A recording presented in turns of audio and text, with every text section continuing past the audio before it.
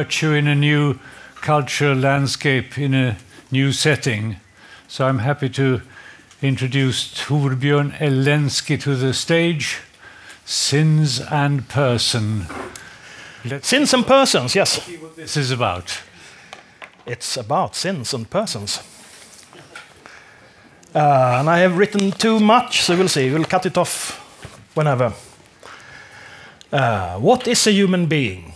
A kind of primate animal most closely related to some apes, but genetically so closely related to all living things that biologically it's really a matter of degree, rather than species difference between humans and other animals, and also plants.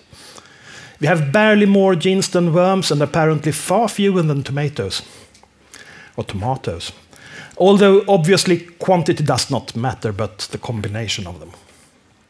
Perhaps what most clearly distinguishes us from other animals is our capacity for self-reflection. We can remember more, systematize and reason, extrapolate from our observations, and we can, to a reasonable extent, imagine the future, including our own death. We have an extraordinary imagination, a capacity that the German romantic Novalis even called the highest good. Something has happened during evolution that has changed us, separating us from animals socially and culturally, if not biologically. But what is it? And is it universally valid? Are all people everywhere and in all times the same? I don't think so. There are crucial culturally and religiously based differences between how we see ourselves and each other. Our Western idea of people as individuals with free will and responsibility for their actions is not a given, but has developed over a very long time and under very specific conditions. The foundations were laid in antiquity, as we talked about, in Greece and Rome, and in Judaism. But the step towards what would become Western man was taken by Christianity, and specifically by that religion's understanding of sin and forgiveness.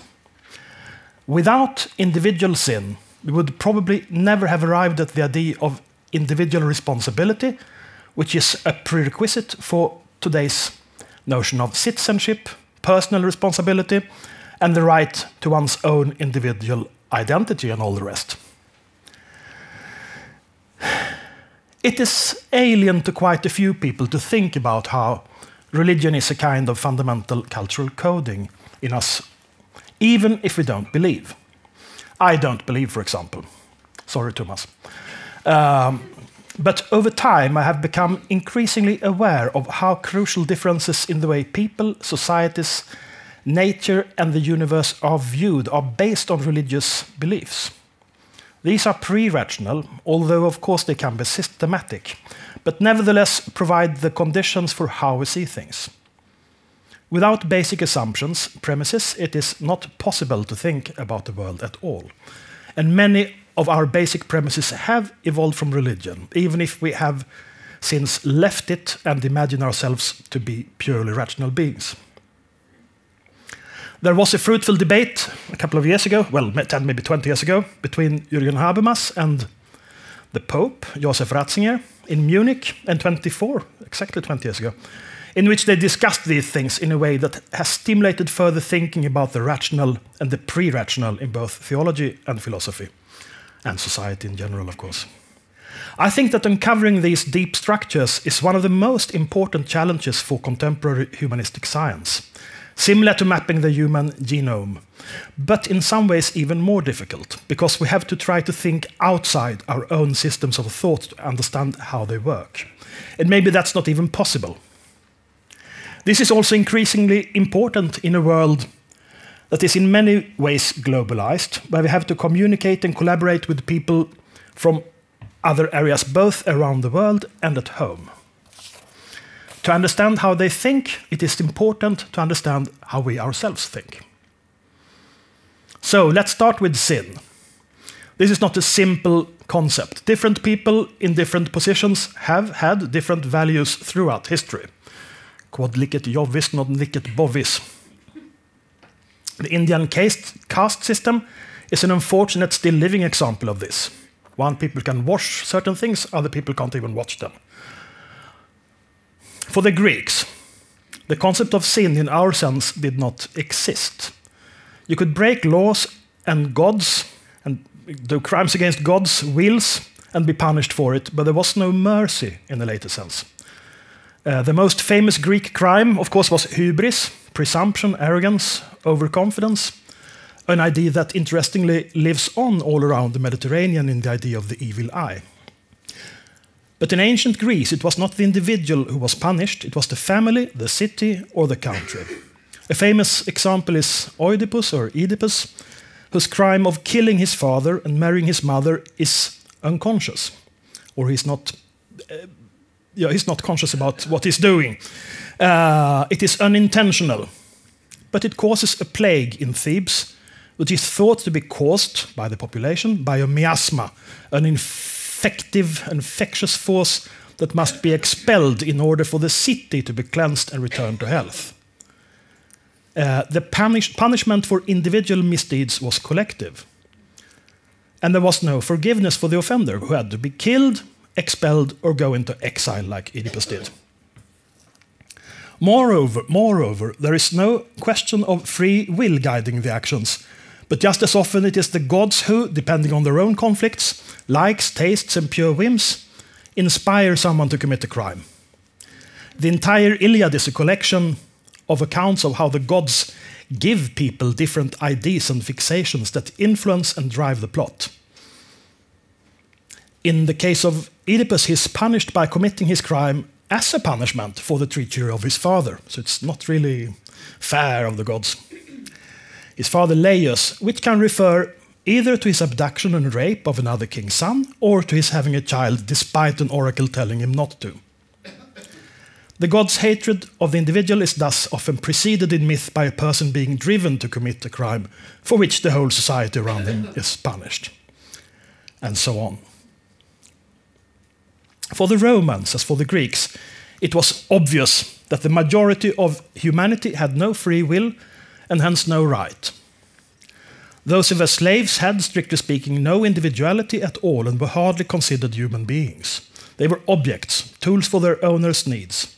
A slave could be punished, it could be killed, it could be subjected to all sorts of injustices, as we see it. Persona, originally meaning mask, role, and caput, meaning head, used for example in the expression caput familias, head of the family, were terms used only for free adult men. Slaves legally had neither caput nor persona. To be fully counted as a person in Rome, one had to be both free and a citizen, which excluded women, children, and slaves.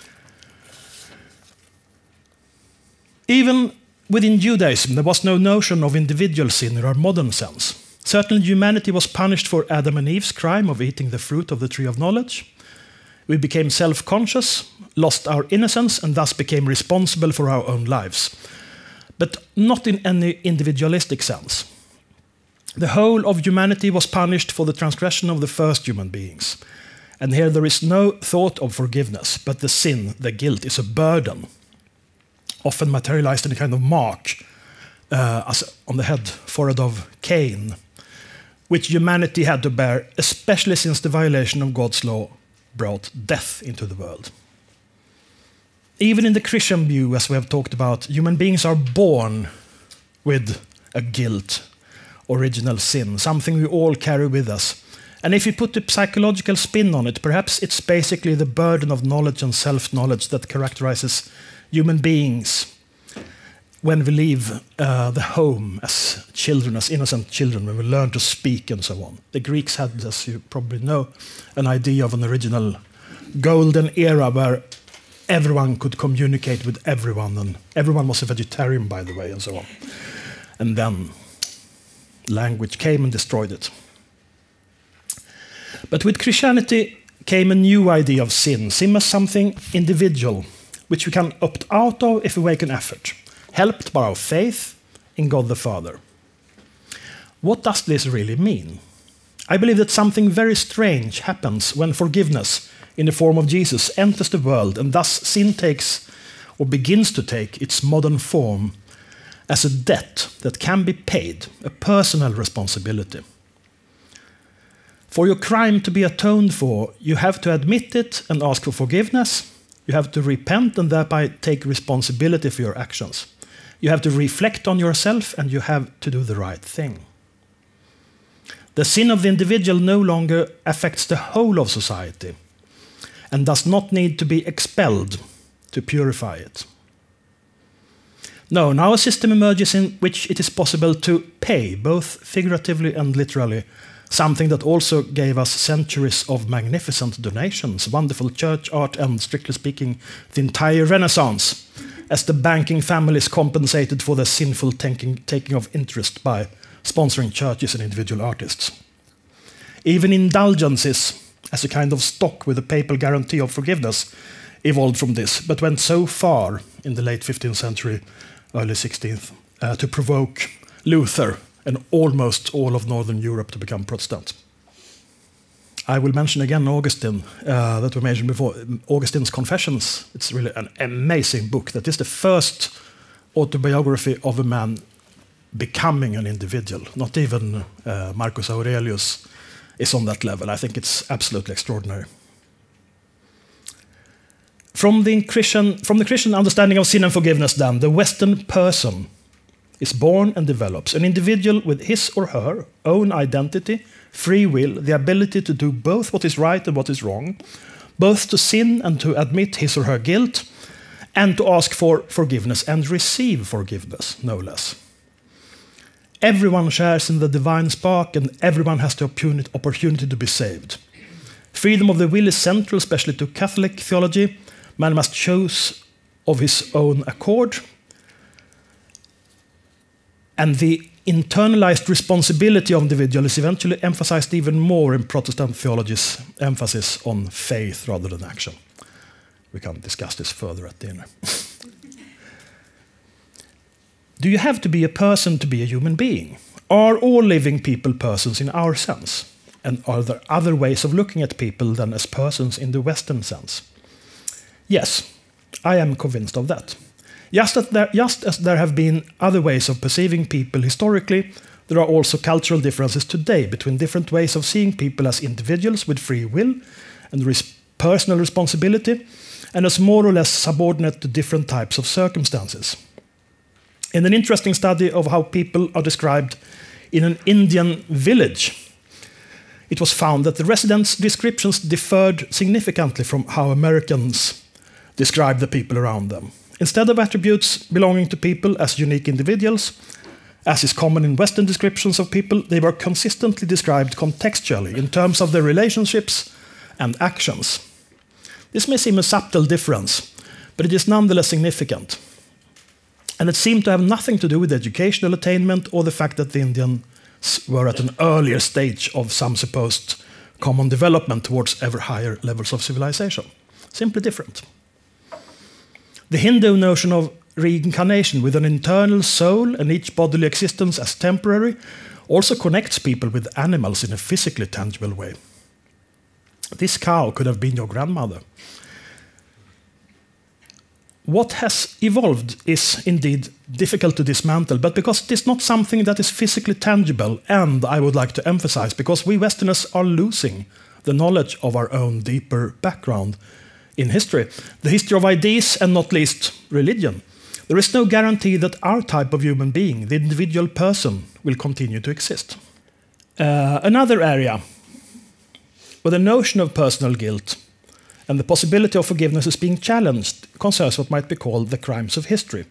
This is about wokeness, for example. Are all whites responsible for the slave trade that took place hundreds of years ago? Collective guilt.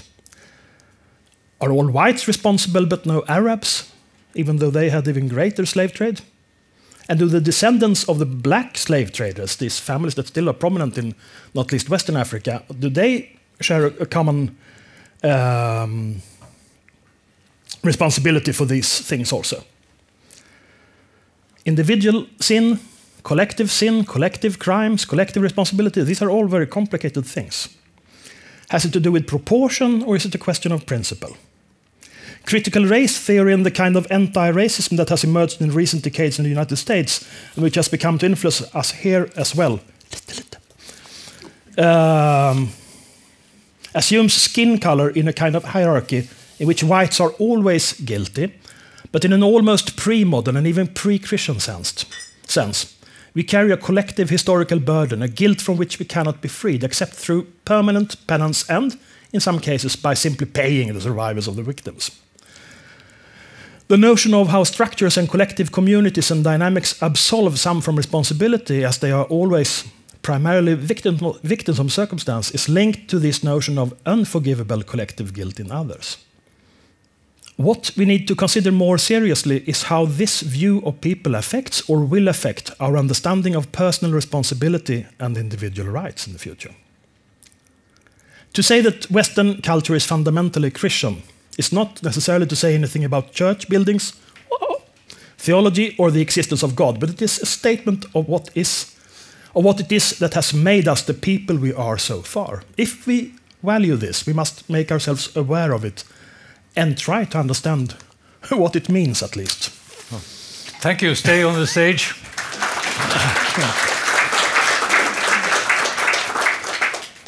Do you agree that we are more aware that when we are sinning than we are aware that we lack in virtue?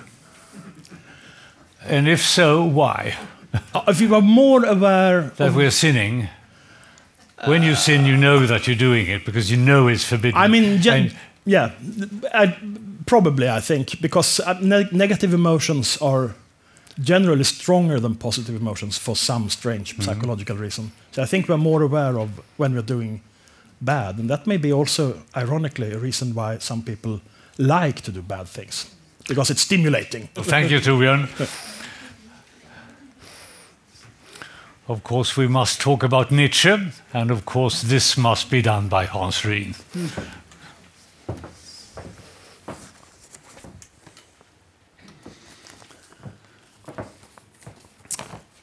How should we summarize Nietzsche's views of ethics? Is there even something like a systematic view of ethics in his writings? Doesn't it even contradict the style of his thinking to try to elicit a unitary view? What seems obvious is that Nietzsche, in a paradigmatic way, is a critic of traditional views of ethics, indeed of ethics as such. In one of his posthumous notes, he writes, ethics, or the philosophy of what is desired, it should be different, it should become different. Dissatisfaction would thus be the core of ethics. This statement exemplifies one of his central ideas, that morality and ethics as such represent a failed aspiration, namely an aspiration to escape reality into an imaginary world. Thus it reveals an inability to affirm the real state of things. In the same fragment he writes that rather than wishing things to be different, one should concentrate on describing how it is. From this would follow that ethics primarily is a kind of fiction, a comforting, idealizing protection that humans have invented for themselves. Another central idea that he develops in his writings from the last years is that this deceitful fantasy, that is, of an ideal world of norms and values, that lies at the heart of that is what lies at the heart of that great growing movement of Western nihilism. And the argument runs like this, that morality is initiated by Plato when he invents his world of ideas as a kind of dreamt-up correlate to the real world. And once these highest values have been located in this fantastic reality, there is an emptying of values in the world here and now before us. This is then inherited into Christian value theory as also divinely rooted, which is why Nietzsche speaks of Christianity as a Platonism for the people. The same basic misconception is at work in the belief that there is a God who somehow stands as a guarantee for the highest values. As this long-held fantasy is about to lose its grip on the modern imagination, its inherent nihilistic tendencies are also realized. For when the highest values proves to be fictions, everything loses its value. And at this point, we have a situation that he diagnoses as nihilism. So at the root of Western culture, we have a kind of ascetic impulse articulated by priests and philosophers as a protection from the painful reality of life and the transient nature of time, death, finitude, etc., by inventing these idealized utopias, but with the death of God as the metonym for the loss of this transcendent reality, this protection no longer serves its purpose, and instead we are confronted with a valueless reality, or a reality vacuated. And this is, of course, what Max Weber is also referring to. Max Weber, who was a passionate reader of Nietzsche, when he speaks of the disenchanted world of modernity. The image of Nietzsche as an uncompromising critic of Platonic Christian values is familiar to everyone. But to this image we need to add the question of Nietzsche as a thinker of values in his own right. One of the projected subtitles for the magnum opus that he was working on when he became terminally ill but never finished, the Will to Power, was a subtitle was to be a revaluation of all values. We find this thought repeated and elaborated in several of his works, notably Thus Spoke Zarathustra from 1882, where we have the prophet who presumably was the inventor of the original metaphysics of value and of good and evil. Nietzsche lets this prophet return to teach people how to live in a world where there is no transcendent values, where God is dead. But what then is the core of this post-idealistic, post-nihilistic table of values? One of the most famous epigrams in Zarathustra is that this should be based on the love of fate, an amor fati, so as a metonym for sort of accepting things as they are. But also he repeatedly returns to a yes saying, to approach life affirmatively and not negatively and reactively. But these formulas are still very general. If we go a little bit sort of further into his value thinking, what do we find?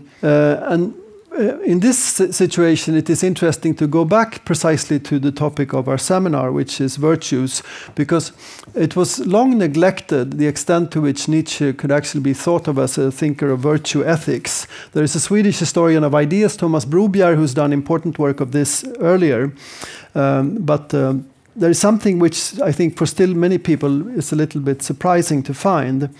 The classical Greek treatment of values, as we heard in the excellent presentation this morning, is what we find in Aristotle's Nicomachean Ethics, where he defines virtue, or the Greek arete, excellence, as the way in which humans comport themselves in the relation to their desires, as located as a means between two extremes.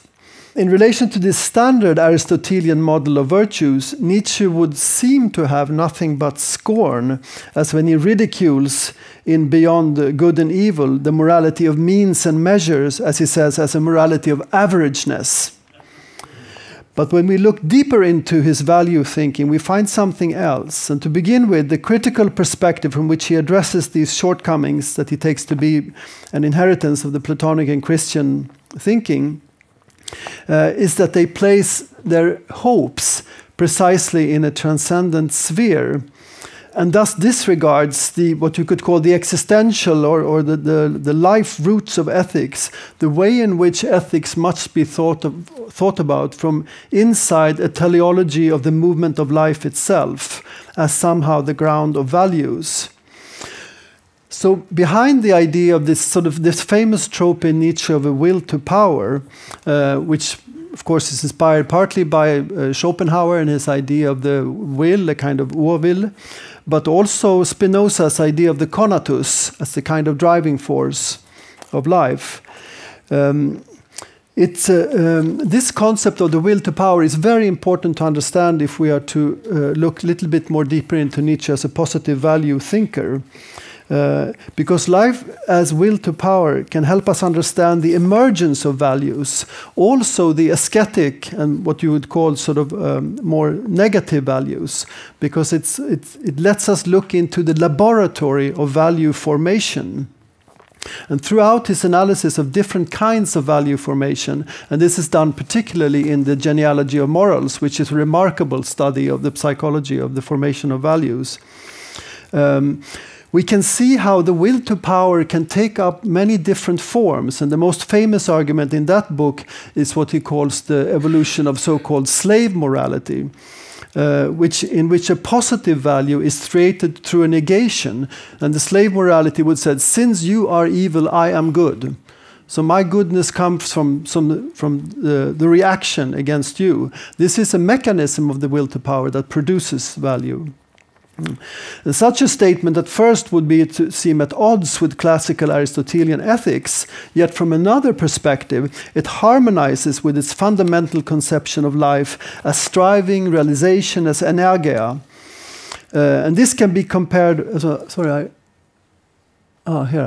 one I was going to show you also. This is an illustration to how he thinks about life as will to power, and that the living wants, first of all, to release its force. Preservation is only a consequence of this. This comment is, first of all, a reaction against those who see life primarily as a drive to preserve itself. He wants to turn the scales around. Self-preservation is a consequence, not an explanation for the exercising of power and force. And it is in this context that he also reflects on the role of meaning of the mean or the measure as the maintenance of a stability within a flow. He often speaks disparagingly, as I mentioned, of the ideal of the mean, of the middle way, as a kind of averageness. But he also says something about the will to power as an active and balancing and controlling force. And in another section from the will to power, he says like this. He criticized those who had understood the very meaning of the measure, seeing it either as an illusionary struggle with evil or as a kind of expression of weakness or asceticism. And here Nietzsche writes, the enjoyment of the beauty of measure was overlooked or denied because one desired an anti-eudaimonistic morality. The faith in the pleasure of moderation, that pleasure of the rider of the fiery steed. And here you recall the reference to Plato's, which is here hidden. That we heard about this morning, has been lacking hitherto. The mediocrity of the weaker natures has been confused with the moderation of the strong. So here, clearly Nietzsche comes out as an affirmation of classical ethics. Another quotation that brings him even closer to an ancient morality of virtue is when he writes, the greatness of character lies not in containing these affects, on the contrary, but that one has them in the highest degrees, but that one controls them, even without enjoyment, but just because. And this point is where he leaves himself. At this point, we are indeed in the vicinity of an ancient concept of morality as the practice of virtue. But what does Nietzsche say explicitly about ancient virtue ethics? We can begin by looking at the quotation that would seem to signal that he remains skeptical about this way of thinking about ethics and values. He writes in another remark from the Nachlass, a virtuous human being is of a lesser kind since he is not a person but obtains his value by adapting himself to a scheme for humans that has been established for all. He does not have his value aparte, he can be compared, he has his likes. So this is again criticizing a certain idea of virtue ethics as mediocrity. But also, this is from another passage, virtue is our greatest misunderstanding. There's something we have not understood. And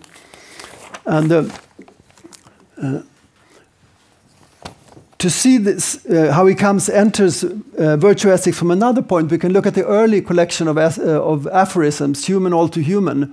You must become master of yourself, also over your own virtues. Previously they were your masters, but they should be your tools among other tools. Here, virtues are not something passive and negative, but something to master and use. And contrary to the common conception at the time of writing, where virtue has been degraded precisely to submissiveness, moralism, Nietzsche, in his explicit references to virtue, displays a kind of subvertive counter-strategy. And this means presenting virtues instead as something exciting, even as a lure.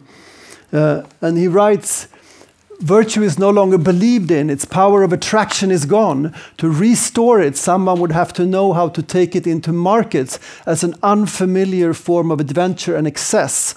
To be sure, precisely that may constitute its new charm. It is now what it never was before, a vice. This can be complemented, I think, by a wonderful quote that really sort of brings him in tune with what we are doing here. Again, from his last notes, "In the end, what have I achieved? Let us not hide from ourselves this most curious result. I have imparted to virtue a new charm, the charm of something forbidden. It has our subtlest honesty against it. It is spied cum grano salis," with a grain of salt, "of the sting of scientific conscience. It smells old-fashioned and antique, so that last it lures the refined and makes them inquisitive. In short, it appears as vice.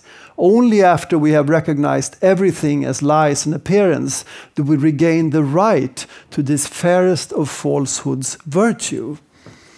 And here you see sort of the labyrinth of Nietzschean writing that really requires some unpacking, how you can return to a concept that you first throw away and then open yourself up to it again.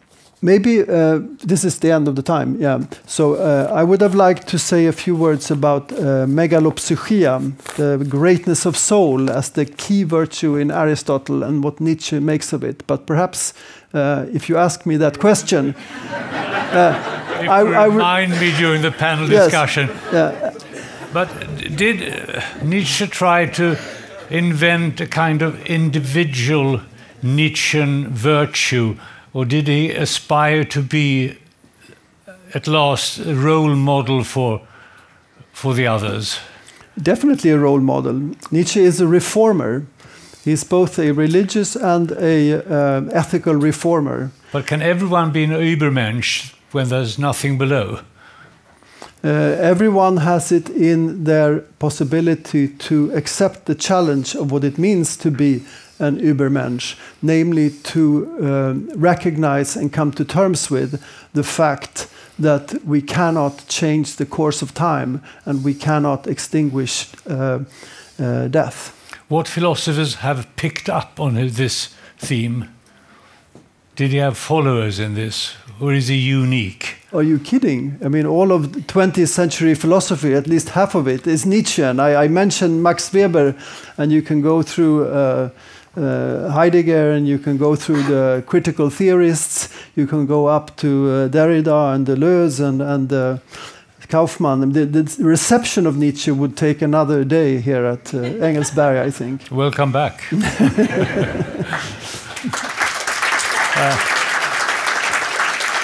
And Peter Halldén, one of the cardinal virtues is courage, and we concentrate on this aspect. We do indeed. Thank you very much. My name is Peter Halldén, and since this is my first time here, I'd like to introduce myself a little bit. I teach war and strategy, as well as physical fitness at the Swedish Defence University. I'm going to be talking about the first, not the second. We can do that later.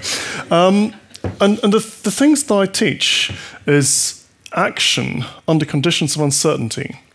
I teach courage and virtue ethics. And I've also dealt with the traditions, myths, and rituals of warriors since antiquity. And I teach very practically minded people. I teach military officers. And I've found on numerous occasions that these classical heritages is something that resonates quite strongly with them. And this is quite thought-provoking, because these aren't necessarily scholars. They're really hands-on people. But yet, the classical inheritance is something that speaks to them. So, quite recently, the Holy Father made an intervention into strategic affairs. He claimed, he spoke to the hetman, the traditional or not so traditional war leader of Ukraine, and he said that, the person with the greatest courage and compassion is whoever shows the white flag of surrender, and therefore ends the war in Ukraine. The hetman, President Volodymyr Zelensky, instantly rebuked the Holy Father and said that Ukraine's flag is blue and yellow, and no other colors will replace them. Now, this episode made me think of the different ways that we have in understanding courage. Because, courage is something that we think we just know what it is. But there are actually a number of different ways of understanding culture. And I will be talking about 3 different ways, or 3 different routes of our understanding of culture: Christianity, the heroic epics, and virtue ethics. And note that this is This is really three ideal types. Of course, they're intertwined with each other, but I think for the sake of clarity, it's useful to think of them as three different strands, and they do conflict with each other quite a bit. But these are the three roots of European thinking, European civilizational thinking about courage, from the ancient world, from the pagan world, and the Christian world. So, let's start with Christianity. Christianity is very much a religion of courage. And it has a large tradition of heroic exemplars to fall back upon. So there's no coincidence that Pope Francis spoke the way he did. Christ is, of course, the primary exemplar of courage. He has the courage, he has the enormous guts to die on the cross for us. Although it is an enormously painful way of dying. So this is really the kernel of courage in the Christian tradition, the willingness to sacrifice oneself, to take pain and to take punishment in order to save others. And this is something that resonates in our everyday understandings of courage. But it's not self-preservation, it's not a chief of not chief of virtues here. And if you look at the New Testament, it's replete with references to fear and courage. When the apostles see the resurrected Christ, their first reaction is fear. But Christ says to them, "Do not be afraid. And cast aside your fear by accepting faith." So by having faith, you can actually be saved. And this is the antidote to courage, to fear. So you don't really need courage, perhaps, in the same way as in the other traditions. But what you will be saved from is eternal damnation. So death and sin are linked together. And this tradition, of course, formed, the statements of Christ, the actions of Christ, have formed an enormously rich traditions in the martyrs like Saint Sebastian, and of course the warrior saints like St. Michael, who casts out Lucifer. So there is a very, very strong resonance of courage in the Christian tradition, but it's a particular form of courage. And it really is dependent very much on faith as a kind of mechanism to combat fear and to combat any kind of threats. Our next tradition is the heroic epic. We see this, since antiquity, in tales of Achilles. We see this in the pagan traditions. Beowulf. This is not a picture of Beowulf himself, it's just the movie poster. But it also lives on in, I was almost about to say people like Batman, but fictive characters like Batman, although he seems very, very real. And this is not really a philosophical tradition, but is a literary tradition, which has been enormously strong in influencing the way we see heroes. And we often equate courage and heroism. And most people, I think, would say that, well, heroes and some anti-heroes are courageous. But perhaps not all courage is heroic. And sometimes there are times and occasions when heroism is not really courage, but it's something else. And I'll talk a little bit about Achilles and Beowulf, not so much Batman. But what we see, what really unites the hero in heroic poetry, is that he's always a performer of exceptional deeds. He is, it's almost always a he. He's the overachiever par excellence. And this, in combination with this extreme individuality, is what gives him his character. Achilles is a very, very skilled warrior. He knows how to fight man to man. He knows how to fight in close combat with a chariot. But he also has this enormously strong driving force for others to recognize him, and know his triumphs. What Achilles fears most is being forgotten. If no one knows the name of Achilles anymore, Achilles has no meaning. And that's why he's so enormously keen to fight. He's not afraid of anything. He is invincible because his mother dipped him in water. But still, he's not afraid of physical pain, but he's afraid of having his individuality forgotten. Beowulf, our second hero, comes from the Dark Ages, from an Anglo-Saxon manuscript. And what Beowulf does is that the story is as follows. There's a terrible monster that's terrorizing Denmark and the king of Denmark. And Beowulf and his friends set out to rid the Danish court of this terrible monster, Grendel. And Beowulf, he is a fighter. He is courageous. But what he does when he faces Grendel is that he says, okay, well, the monster is unarmed. It doesn't have any armor. So I'm not going to fight with a sword, and I'm going to take off my chainmail. So we'll have a fair fight. And everyone says, oh, yeah, this Beowulf guy, he is courageous. But he's also an unnecessary risk taker. And in modern military terms, he is jeopardizing the mission to free Denmark. So these two are maybe not guys you want in your unit. And hopefully we'll be able to weed out guys like this in selection. But if we turn to the virtue ethical tradition, this is a great image from a manuscript of a book by Giles of Rome, Aegidus Romanus, where you see three knights here. You see one's running away, or one is fleeing the enemy. This is cowardice. One is charging ahead. But do you notice his shield? He has his shield lowered. He's not protecting himself properly. So it's like going into fight like this.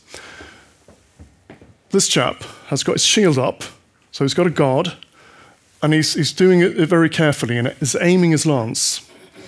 Now, Giles of Rome says that this may look like courage, but it isn't. It's foolhardiness, because he's taking unnecessary risks, because you want to have your shield up, you want to be protected.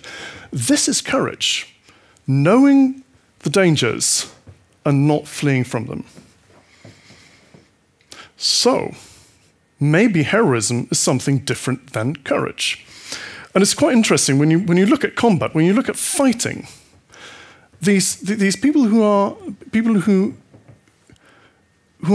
afraid, who fear, they want the fight to be over as quickly as possible. And there are two ways in which this can happen. One is that you kill your opponent, and the other one is that that he kills you. You're killed. So this mad rush into combat might actually be the expression of intense fear. You just want this to be over. Okay? But the truly heroic is the one who has the guts to stay in the moment of fear and stay in the feeling of fear and be like, okay, well, I'm going to take this easy. I can take this fear, this inner emotion, and I'll do the right thing.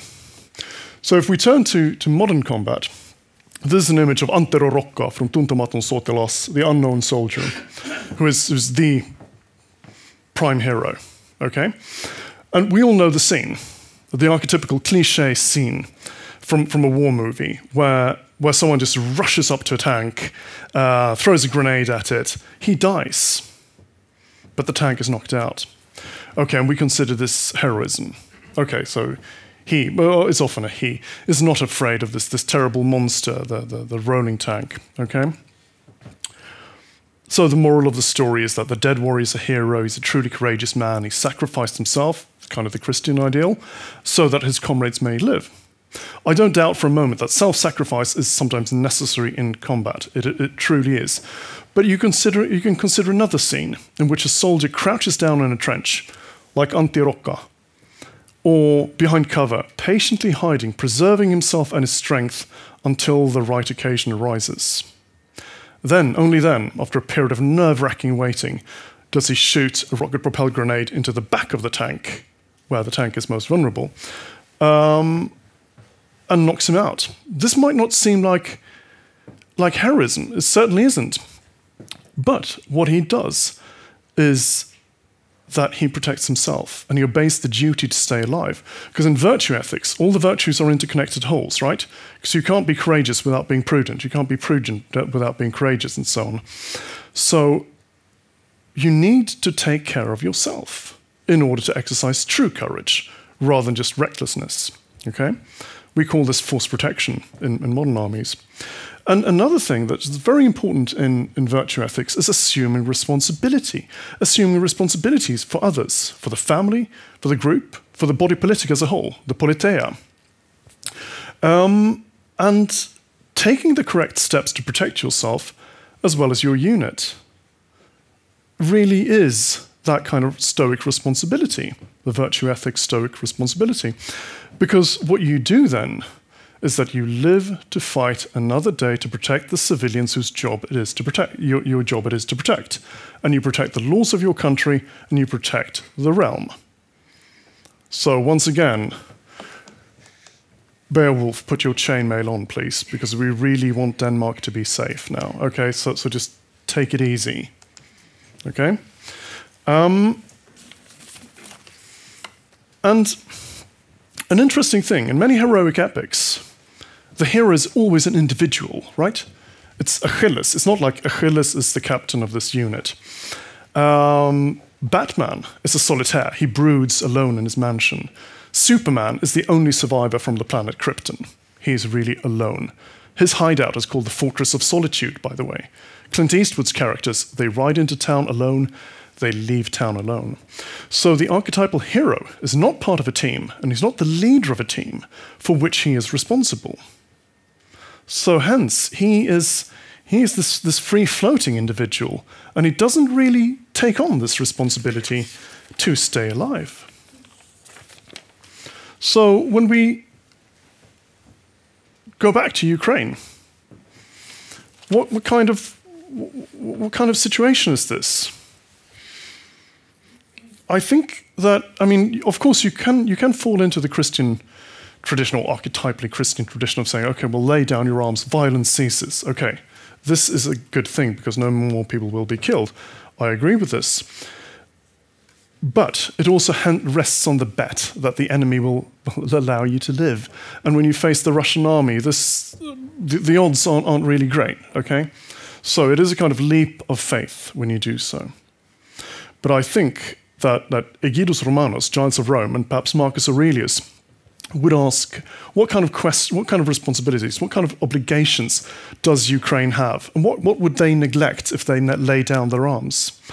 I think that they would say that, well, you would neglect the responsibilities you have for the mission, for the unit, but also for the people you're fighting with, but also for the civilians that you're protecting. You're standing in the way.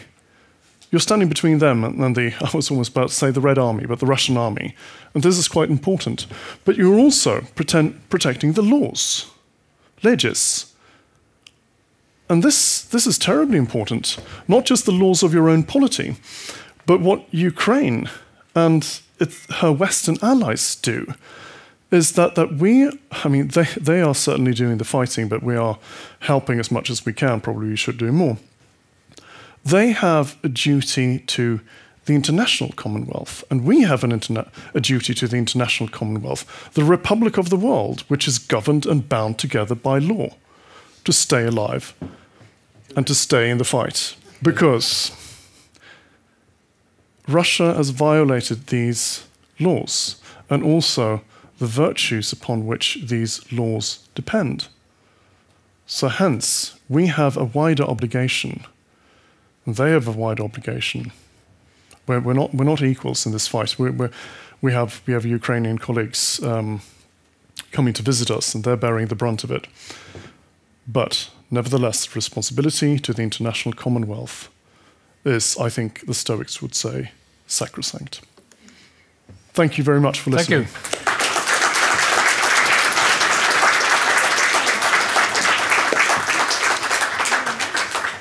Peter, many years ago, Hans Magnus Enzensberger wrote an essay extolling the heroes of retreat, with Mikhail Gorbachev and General Yuselsky as the heroes, those who dared to say the game is over, retreat is a braver thing than moving ahead. Could Jaruzelski find himself finally in a similar position? I think what Enzensberger was wrong about, what he didn't. Zelensky, I was so. Sorry, yeah, sorry, but when he talks about the heroes of the retreat, is that these? I mean, Gorbachev was the head of a tyranny, of a tyrannical politeia. So of course he has to retreat from this in order to be virtuous. But when it comes to heroes of retreat, I mean, sometimes, of course, you need to realize that this fight is lost. And that is really a very, very, very bitter pill to swallow. And yes, so there is something to what the Holy Father said, that, that might be a form of courage. Also to say that, look, the fight has been lost. You can't gain anymore. Because we talked about Marshal Mannerheim realizing that the Winter War was lost. If he went on fighting, he would risk the lives of many more soldiers. He would risk the independence of his country. So he made this brave retreat, taking this horrible peace with the Russians. Yes, indeed. And it's terrible to lose, a tenth of your country and much more of your population, and so on and so forth. But you have to face that, and also you have to beat your ego. And I think that would also be a very Stoic answer, to say that your ego is not the important thing here. Mm-hmm. And say, okay, well, you need to kill your ego and save the country.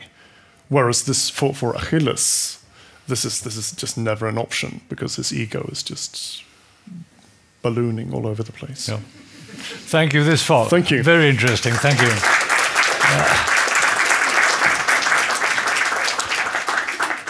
And now we make an attempt at combining virtue and freedom with Katarina Barling. Thank you.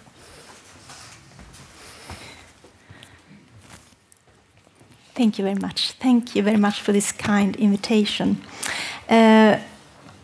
Yes, I shall reflect upon, try to, the paradox of freedom. And let me start by saying that there are several paradoxes, freedom being such a complex and contested concept. However, I will depart from 3 points. First, the conflict of goals between freedom on the one hand and security and welfare on the other. Second, how we can understand this conflict of goals through Isaiah Berlin's distinction between positive and negative freedom. And third, how the contemporary refusal to accept the conflict of goals is manifested in the view of human rights. Throughout the discussion, I will link these issues to religion and also to the worst capital vice, pride. First, then, the conflict of goals between freedom and security and welfare. I would like to start with a line in Swedish that I will translate later, and it is "Ack libertas, du ädla ting," or in English, "O liberty, thou noble thing." These are the words of a Swedish 17th century poet, Lars Vivallius, from his poem with the same title as the quote, "O liberty, thou noble thing." The spirit of the poem is that freedom is the ultimate form of happiness, and that it is better to be free and poor in the wilderness than to sit locked up in a golden cage. The classical image of Vivallius is that of a carefree adventurer, a wanderer who repeatedly found himself behind bars, that is, Swedish prison. And the cages he was placed in were certainly not golden. But there, locked up, he wrote beautiful songs about freedom and about the Swedish nature.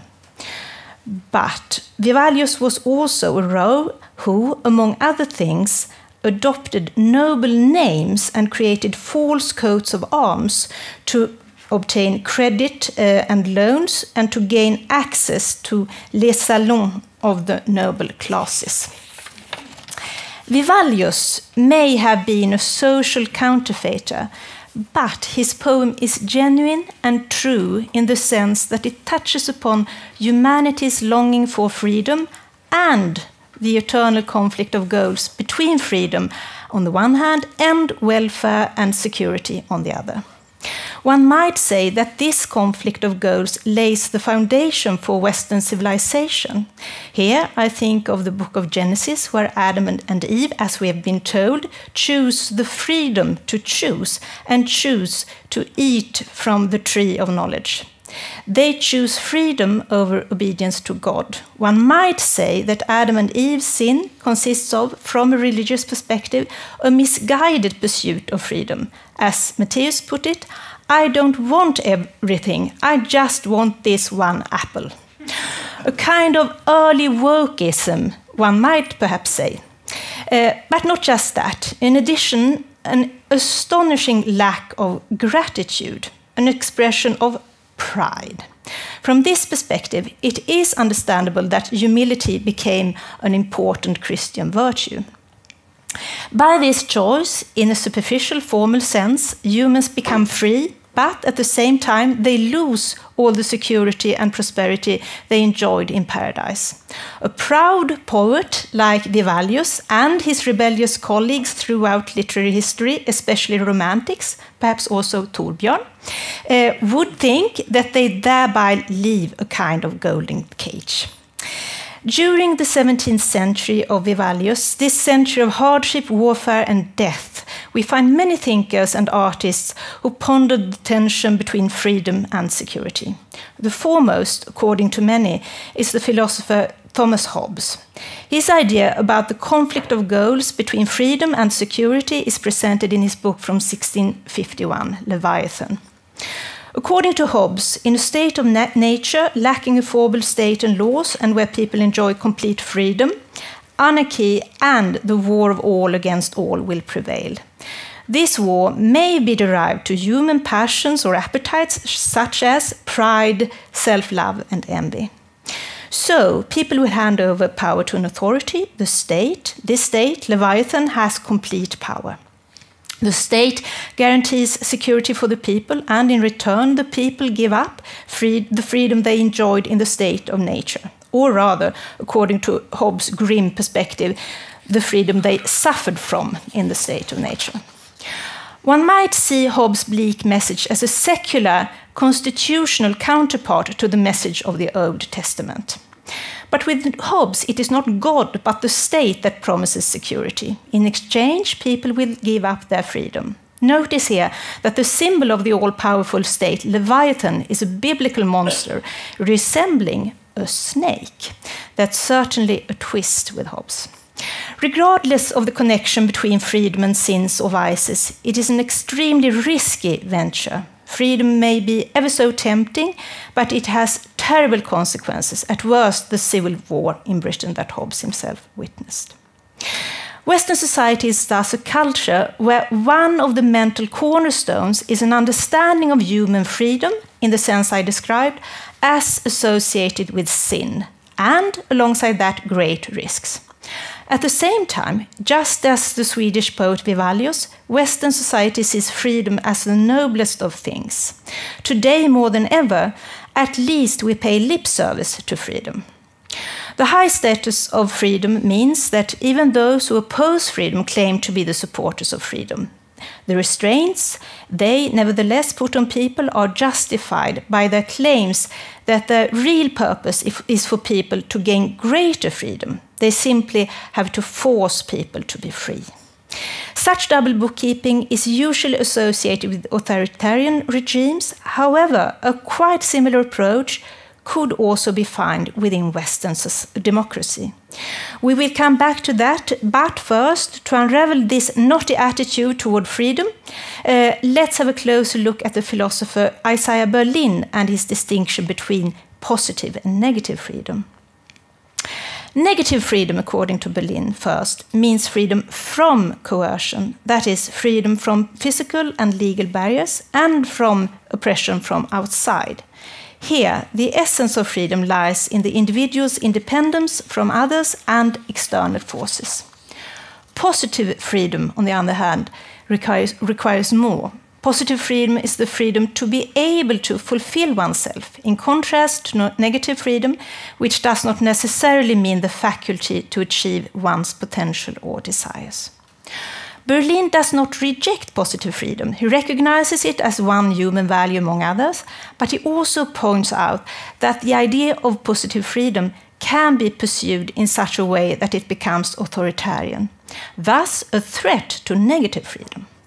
Those who claim to represent the collective freedom to be realized, for example, may argue that individuals need to give up their freedom to gain a higher form of freedom. Communism's idea that man cannot fulfill himself until he is liberated from the capitalist system can be seen as another example. We find it in all kinds of authoritarian movements wanting to define what is paradise and to force humanity back there. However, we can also encounter this confusion of negative and positive freedom in democratic systems. It is as if the modern liberal democracy does not really want to acknowledge the conflict of goals between freedom on one hand and the security and welfare on the other, nor, as we've heard today, the need for character nor virtue in order to obtain security and prosperity. One could argue that in the contemporary view of human rights, HR, we find this confusion. In the modern liberal democracy, human rights are as close to the sacred as a secular society can get. Human rights have come to be seen as an eternal universal truth that does not need to be justified. They just exist, and they are, by definition, virtuous, even though the word is seldom heard nowadays. In his book, The Last Utopia, Samuel Moyne, professor of history at Columbia University, writes, "Historians of human rights approach their subject the way church historians once approached theirs. They regard the basic cause, much as the church historian treated the Christian religion, as a saving truth, discovered rather than made in history." However, the growing scope of human rights has come under question. The critics argue that the dogmatic stance that now encompasses the issue may even counteract its purpose and place obstacles in the way of those working for democracy and freedom. One critic is Aaron Rhodes, serving as executive director of the Helsinki Foundation for Human Rights for 14 years, a true HR activist. No one can question his genuine commitment to human rights. He presents his critique in his book from 2018, The Debasement of Human Rights, How Politics Sabotage the Ideal of Freedom.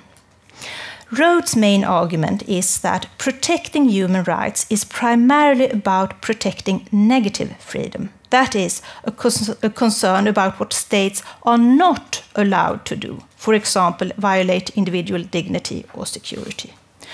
According to Rhodes, human rights are at their very core linked to negative freedom. True human rights compel governments not to infringe on individual liberty. They do not require positive actions to change society. They do not lay the foundation for positive liberty, such as education or a good workplace. Yet, today, human rights have increasingly lost their original meaning, to protect the individual from the state. Instead, more and more of the idea of positive freedom has come to be included into the HR concept. Social and economic rights, such as housing, education, and a good workplace. What happened was that concurrently with the adoption of the International Covenant on Civil and Political Rights in 1966, the International Covenant on Economic, Social and Cultural Rights was also adopted. The latter was thus focused on positive freedom. Driving this process was the Soviet bloc. When criticized for not respecting negative freedom, it could now counter the criticism by highlighting what it did for citizens' positive freedom. That is, the right to house and housing, and so on. One might think that this development ceased with the fall of communism. It did not. On the contrary, since then, the UN has pushed efforts to bring together negative and positive rights into a cohesive cluster, where all human rights are universal, indivisible, and interdependent and interrelated. Paradoxically, expanded rights thus mean that the overall status of human rights weakens. This is particularly serious since the more fundamental human rights, freedom from abuse and coercion, that is negative freedom, also lose value. States that do not take into account negative freedom can also more easily cover up the discrepancy by highlighting the respect for extensive social and economic rights, that is positive freedom. They can hide their sin against negative freedom behind the virtues of positive freedom, just as the Soviet Union once did. And to conclude, The tendency to inflate the concept of human rights display a contemporary refusal to accept the fundamental conflict of goals between freedom on the one hand and security and welfare on the other. A desire to have the cake and to eat it. A desire to move out of paradise, but at the same time be able to take refuge there, whenever it's convenient. From a Christian perspective, we might call it ingratitude. From a secular perspective, we might call it a refusal to accept the reality, that reality follows a certain logic. From both perspectives, we might even call it pride. Thank you. Thank you.